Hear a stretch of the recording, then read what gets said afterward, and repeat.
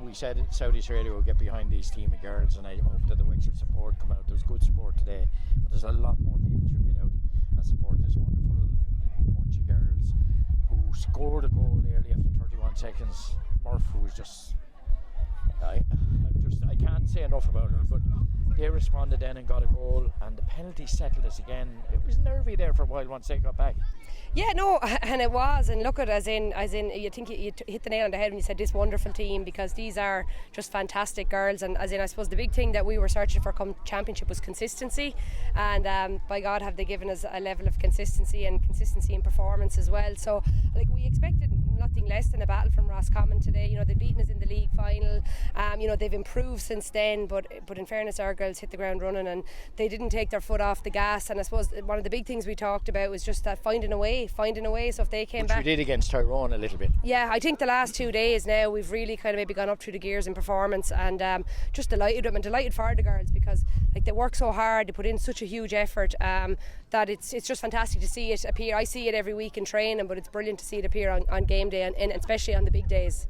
Are we wiser, fitter, and this year, Lizzy, as we head to an All-Ireland final? Yeah, I'd like to think so. I know we talked about the experience of finals and big days, and as in it comes to a point now when you have to learn from that experience. So yeah, no, look, I think we're in a good place. I think we're steadily building. I think we still have a little bit of work to do. We have 3 weeks now to, I suppose, get the bodies right and to get back to the drawing board. It'll be a busy few weeks at the drawing board, but no, look, like we're in a good position. We're in an All-Ireland final. We're absolutely delighted, So hopefully we can take the learnings from last year now and drive on and go one better this year. We do play a risk and reward game, don't we? Oh, we do, Liam. Yeah, and look at we love go. Beautiful football. To watch. Yeah, we love go football. We love getting scores on the board, and we're trying to, I suppose, manage that balance, that defensive balance, and we get it some days. Today we were quite strong in relation to that. But look at with risk and reward, as in I suppose the risk outweighs, or the reward outweighs the risk. Hopefully, well, it certainly did today. Must be some competition in that squad now, Lizzy.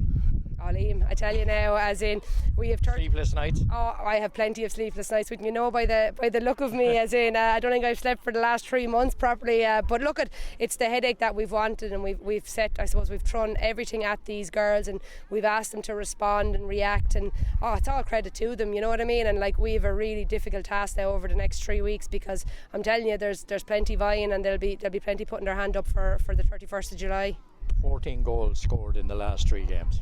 Yeah, I didn't actually realise that. Yeah, no. So look at it's something that we've worked on. It's something from last year. I think if you look at our scoring average and our wides percentage, as in it's positive. I think maybe did we have 4 or 5 today, 4 or 5 the last in relation to wide. So again, it's something that we worked really hard on, but it's also something that I suppose the girls have taken on board themselves. You mentioned Aisling Murphy. Aisling Murphy's out 30-40 minutes, maybe an hour before training. Katrina Murray, Amy Wilson, and they're working on their. Happened by accident. No, it's not an accident. No, not at all. So like that is there from the work that they've put in, and that persistent and perfect practice. That's what we're always looking for, and they're doing that. And look, we'll keep going, and hopefully they'll keep going at it for the next couple of weeks. Any preference now, either Clare or Laois?